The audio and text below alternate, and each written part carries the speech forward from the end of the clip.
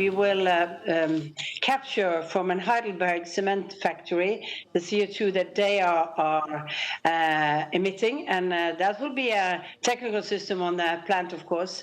That will be shipped to the west coast of Norway, where it will be pumped down in one of the reservoirs that we have built especially for storing this CO2. And we have some knowledge about storing that because we've done that for 10 years from the oil and gas sector already. So we know that this is functioning. We know that we are keeping the CO2 down in the seabed outside the west coast of Norway. No. Well, you say you've got experience in this, and that project, which you started a decade ago, did sort of fail because of cost issues. So what's going to be different this time round? Well, we have the storage system is technically functioning. The difference now is that what we of course are doing a heavily support system from the government side to produce this new technology. But we know from every new project that is done, the cost goes down, and somebody has to start. So we are starting, and we are doing this because we want this technology to be developed so that more people, more countries, more companies can participate in the future. And of course, there are especially these industries that cannot just can't cut their CO2 emissions by shifting to a different type of energy delivery, because the CO2 emission comes from the industrial process, not the use of energy. For example, in the cement production, is 7% of the world's CO2 emissions comes from that. 2/3 of that is the production of cement itself.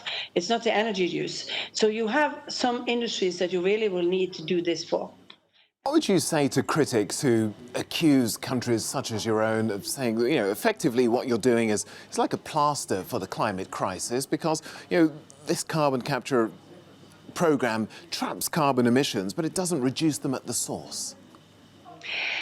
Well, as I said, I think what we now do, and compared to what we did 10 years ago when we were doing it from natural gas plants producing power, we now are doing this on industries that in fact are getting the CO2 from their industrial production. That's a problem that everybody will have in the future too, until there are totally new ways of doing, for example, making cement, and nobody has come up with that so far. We do have waste plants that also will have the same type of challenge when they are making energy out of the waste plant. There is going to be CO2 emissions from that. It's industries that you will need to have a plan for, and this can be that. I still believe that renewable energy is the best way to produce energy, not this. But we can also use natural gas, for example, and convert it into hydrogen through industrial process, making clean energy and storing the CO2. And of course, the problem we have is that we don't want to have the CO2 out into the atmosphere, and then we are solving the problem.